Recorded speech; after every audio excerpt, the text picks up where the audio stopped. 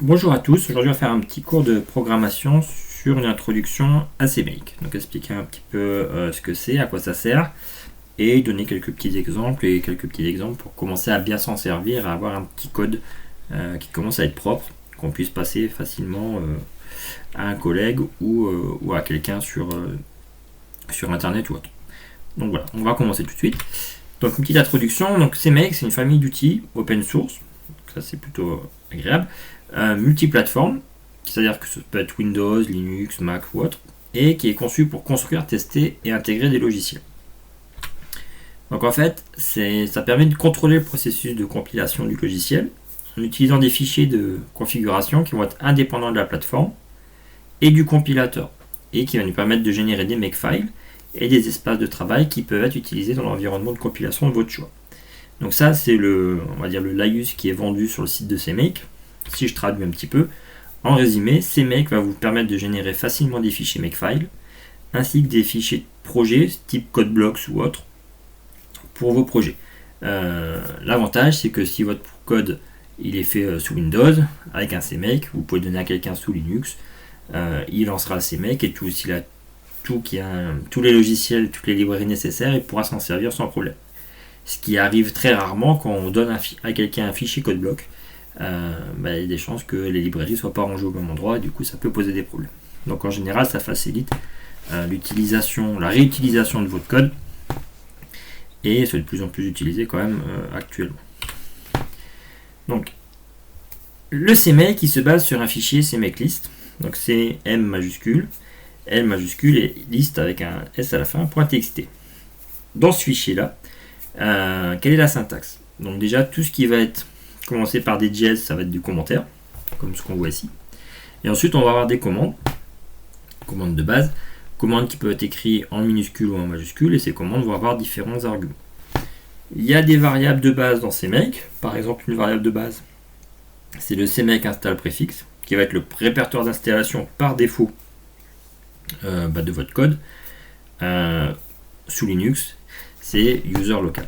Il y a plein d'autres variables, si vous voulez aller voir les autres variables, je vous conseille d'aller sur ce site-là et vous verrez toutes les variables possibles qui sont dans CMake. Mais avant d'avoir besoin d'aller voir ces variables, on va faire un petit exemple. Donc on va reprendre l'exemple que j'avais mis dans l'ancienne vidéo. Donc ce petit exemple, je vous le montre. C'est, hop, on va zoomer un petit peu. C'est trois fichiers C, tout simplement. Un main qui appelle une fonction hello qui inclut un fichier hello.h. Le hello.h déclare la fonction hello et le hello.c définit cette fonction. Donc si je reprends mon fichier ici, donc on va créer un CMake list dans le répertoire principal qui va contenir ça. Donc ça c'est la ligne obligatoire qui spécifie quelle est la version minimale de CMake à utiliser. Donc là j'ai mis la version 2.8. On va donner un nom au projet qui va être utile notamment s'il va devoir créer des trucs, CodeBlocks, etc. Et pour l'instant on va juste faire la commande add exécutable. Donc on va créer un exécutable qui va s'appeler hello à partir de main.c et hello.c. Donc ça je vais le faire tout de suite, faire l'exemple. Donc il est d'usage en général de créer un répertoire build qui va contenir tous les fichiers de compilation. Alors certains, on va dire pas extrémistes, mais bon, certains qui ont des façons de coder un peu particulières sont pas d'accord avec ça. Majoritairement, la majorité des gens que j'ai vus, du code que j'ai vu sur internet, sur GitHub notamment, ils se calent quand même plutôt là-dessus. C'est-à-dire qu'on va créer un répertoire build, et on va se mettre dans ce répertoire et on va aller faire le CMake dedans. Donc on va le faire tout de suite. Donc j'ai un petit peu triché, j'ai déjà préparé mon CMake list qui contient ce que je vous ai montré tout à l'heure. Et donc je vais créer il est où mon terminal? Il est là. Je vais créer, donc j'ai mes trois fichiers, un répertoire build. Je me mets dans ce répertoire build, donc je vois qu'il n'y a rien dedans. Et je vais aller faire un CMake .point pour dire que mon CMake list il est à l'extérieur de ce répertoire build. Vous voyez, il fait plein de choses. Et si je regarde maintenant qu'est-ce qu'il y a dans ce répertoire build, on a un fichier CMake cache, un répertoire CMake list et un makefile. Donc c'est un peu pour ça aussi qu'on met tout ça dans un répertoire Ça peut être build, toto ou autre chose, on s'en moque. Mais on met tout ça dans un répertoire, comme ça, ça va pas venir polluer les fichiers .h. Et maintenant, si je fais un make, bah, il va venir me compiler tout ça et il va venir me créer l'exécutable hello ici que je peux lancer sans problème. Hello world. Voilà un petit peu sur le CMake. Alors, attends, pas en plein écran. Donc ça c'est vraiment la chose de base. Alors si on veut, il y a une option qui est plutôt sympathique, qui est -g, et en fait si vous faites un CMake -g, il va vous proposer plusieurs choses. Donc moi ici j'ai CodeBlocks, CodeLight, Eclipse, Kate, d'ailleurs KDevelop. Si j'avais Qt Creator, j'aurais sûrement Qt Creator, mais on va essayer par exemple CodeBlocks Unix. Qu'est-ce que ça nous a fait? Ça nous a créé un fichier hello.cbp. Je vais aller voir dans le build, j'ai mon fichier CodeBlocks et normalement je vais pouvoir l'ouvrir avec CodeBlocks.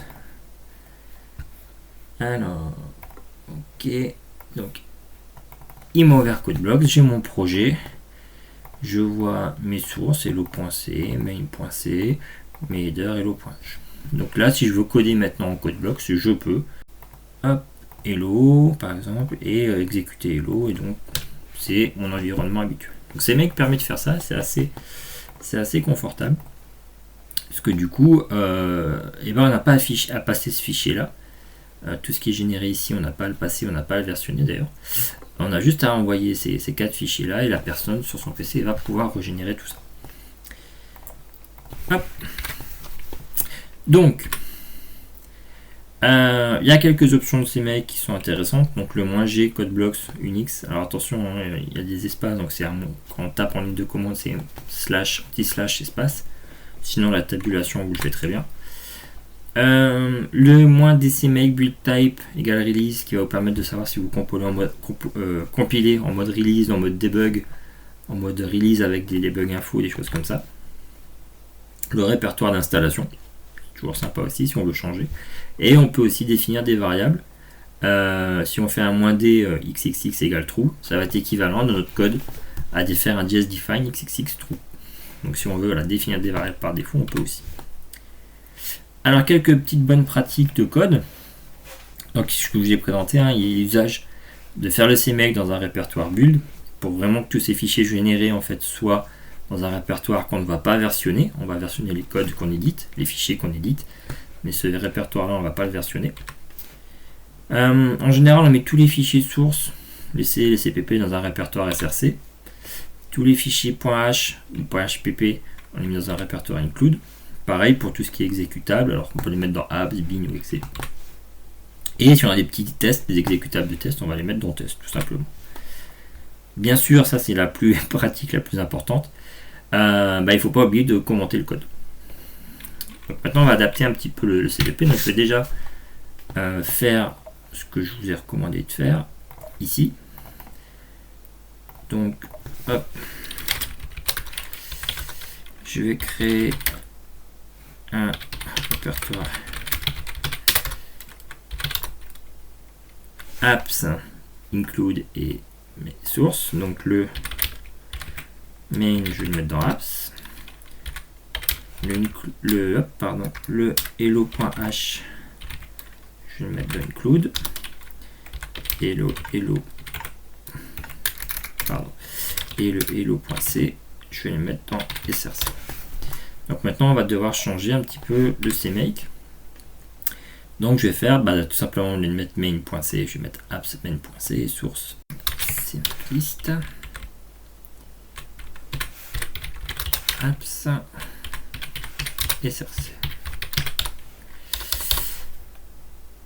Voilà, donc ça c'est fait. Donc si je lance ça, normalement si je me mets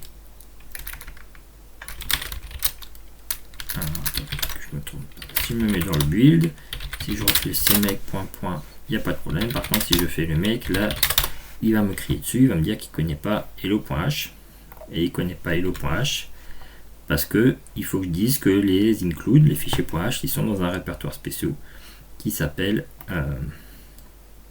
include. Donc on va rééditer notre CMake list. Hop. Include directories. Include. Là, si je refais le make, normalement il refait le CMake tout seul parce qu'il a détecté qu'il a changé et vous voyez qu'il se passe sans problème et il s'exécute toujours plutôt très bien. Voilà. Alors, on va repasser un petit peu en plein écran. Donc, quand il y a beaucoup de fichiers qui sont à compiler, il est assez courant en fait de les rassembler en librairie. Donc, ce qu'on va faire, je ne vais pas vous montrer ici, je vous laisse le temps de le faire. Vous pouvez mettre pause à la vidéo et essayer de le faire. C'est, on va créer une librairie. Alors ici, je l'ai appelé Toto, on pourrait l'appeler autrement. À partir des fichiers sources. Donc, à partir de hello.c, on va appeler une librairie Toto. On va créer l'exécutable tout simplement à partir du fichier main.c. On va appeler hello. Et après, on va dire, je vais faire le link, le linkage entre la librairie, l'exécutable hello, et la librairie Toto. Donc, si on fait cette ligne-là, normalement, ça va marcher, il n'y a pas trop de problème. On peut rajouter shared ici pour dire que cette librairie, c'est une librairie dynamique et pas une librairie statique. Voilà, ça je vous laisse essayer de le faire pour voir si vous y arrivez tout simplement. Et voilà, c'est une bonne pratique. En général, on a un exécutable qui a très peu de choses dedans. Mais par contre, il va aller linker avec des librairies qui sont un peu plus compliquées. Alors, on peut aussi créer des variables avec les fichiers à compiler en fait. Ce qui peut être assez fastidieux.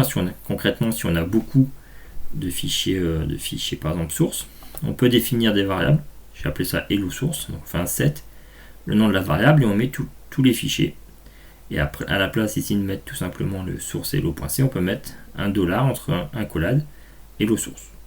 Ça c'est plutôt confortable.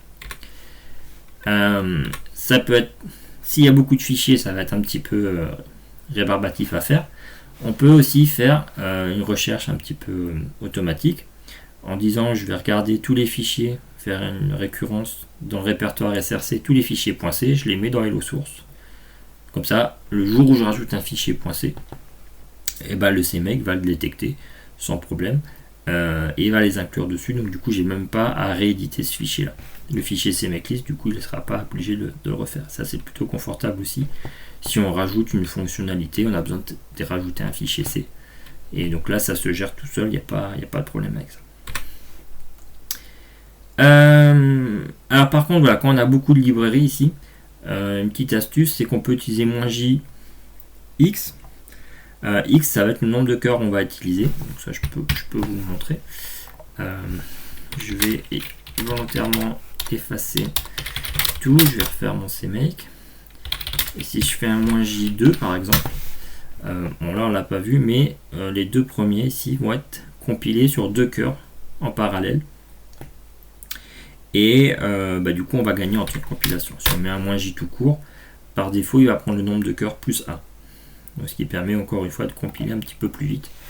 Notamment quand on a des grosses compilations à faire, ça c'est toujours assez agréable. Alors attention, si on a des compilations qui sont liées, il faut avoir compilé une partie avant l'autre. Le -jx, make -j peut vous poser quelques problèmes. Du coup là, il faudra faire un make normal. Mais bon, c'est quand même assez rare. On peut également faire que le CMake en fait il affiche des messages. On a la commande message et on va afficher entre guillemets le texte qu'on veut. Et si on met pareil $, entre un collade, on peut afficher les variables qu'on veut pour voir s'il a bien été cherché tous les fichiers .c par exemple. Donc ça, si vous avez un petit peu du mal au début avec le CMake, vous ne comprenez pas trop ce qu'il fait, afficher ces variables là, c'est toujours utile pour essayer de débugger quand on a fait un petit peu, quand le programme ne fait pas ce qu'on avait prévu de faire. Voilà, c'est une petite intro au CMake, j'espère que ça a été à peu près clair. Il y a d'autres vidéos, je ferai d'autres vidéos notamment pour savoir comment utiliser des librairies qui sont déjà installées sur votre PC, comment les ajouter à votre projet. Et voilà, donc je vais vous souhaiter une bonne journée et puis à bientôt. Au revoir.